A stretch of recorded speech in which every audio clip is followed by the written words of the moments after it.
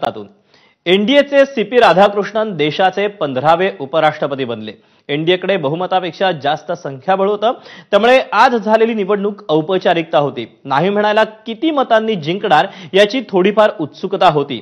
अपेक्षेप्रमाणे राधाकृष्णन यांनी इंडिया गटाचे सुदर्शन रेड्डी यांचा सहज पराभव केला। रेड्डी यांना 300 मतं मिळाली तर राधाकृष्णन यांना 452.15 मतं अवैध ठरली तर राधाकृष्णन यांना 452 मतं मिळाली। 15 मतं ही अवैध ठरली तर 14-15 जास्त मतं एनडीएनं खेचली असा अंदाज आहे। पाहूयात दिवसभरात नेमकं काय घडलं। महाराष्ट्राचे राज्यपाल एनडीएचे उमेदवार सीपी राधाकृष्णन भारताचे 15वे उपराष्ट्रपती बनले। त्यांनी इंडिया गटाच्या बी सुदर्शन रेड्डी यांचा पराभव केला।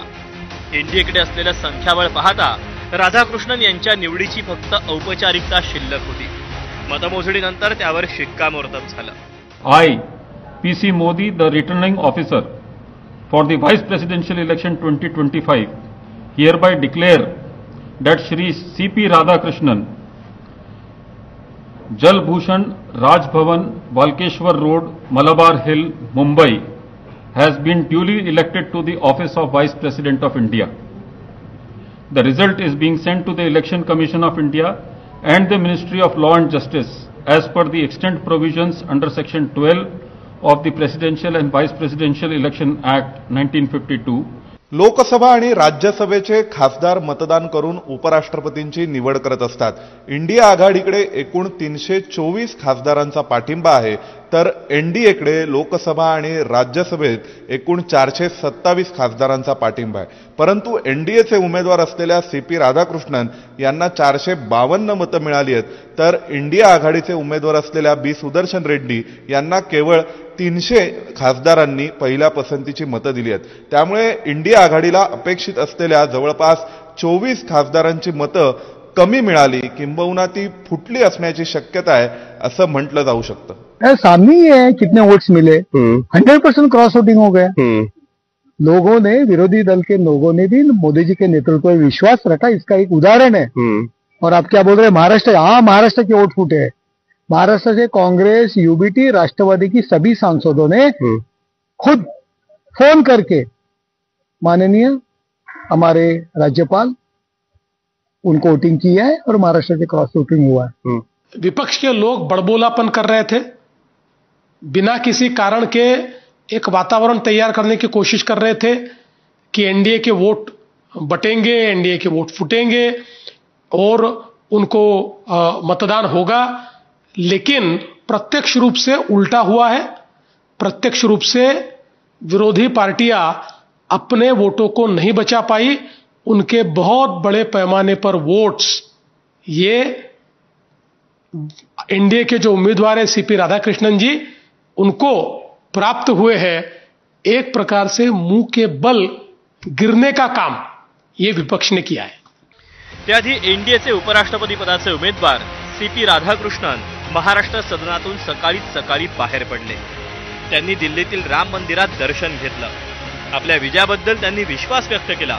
त्यांचे प्रतिस्पर्धी इंडिया गटाचे उमेदवार बी सुदर्शन रेड्डी हे सुद्धा आशावादी होते। सकाळी 10च्या ठोक्याला संसदेत मतदान सुरू झालं। पंतप्रधान नरेंद्र मोदींनी सर्वात आधी मत टाकलं आणि ते पंजाब पूर परिस्थितीची पाहणी करण्यासाठी निघून गेले। महाराष्ट्रातील खासदारांनाही राधाकृष्णन यांच्या विजयाचा ठाम विश्वास होता। इंडिया गटाचे महत्त्वाचे नेते एक एक करून मतदान करून गेले। बी सुदर्शन रेड्डी यांच्या नावासमोर फक्त एक उभी रेष मारून मतदान करायचं विरोधी पक्षानं ठरवलं होतं। दुसऱ्या क्रमांकांच्या पसंतीची मतं देणं टाळावं आणि त्यातून मतफुटीची शक्यता टाळण्यासाठी सर्व खासदारांना तसे निर्देश देण्यात आले।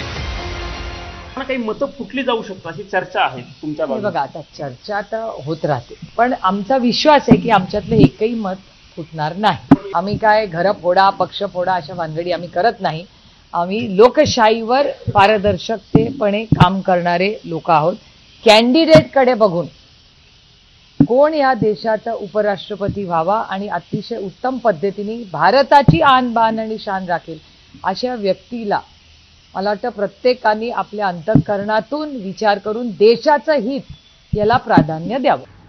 एनडीएच्या उमेदवाराला मतदान करायला तयार नाही हे अपयश झाकण्यासाठी त्यांनी अशा अफवा पसरवलेल्या आहेत की आम्ही मतांची फोडाफोडी करणार, अमुक करणार, तमुक करणार. त्याला काही अर्थ नाही. आमची मतं पक्की आहेत आणि ही लढत रंगतदार होईल. सर, पूरा देश ही जानता है कि भारतीय जनता पार्टी इस्तेमाली पार्टी है. पहले इस्तेमाल करो फिर बर्बाद करो, पहले इस्तेमाल करो फिर बर्बाद करो. वही हमारे वाइस प्रेसिडेंट जो खोए हुए हैं उनके साथ भी यही हुआ.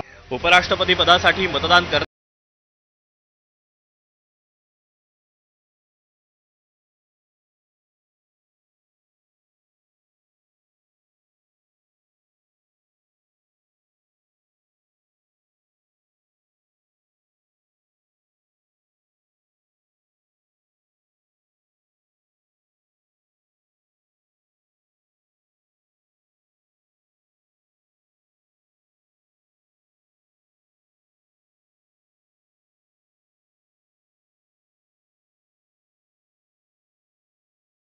.0 सरकार आपल्या पहिल्या मोठ्या परीक्षेत पास झालंय.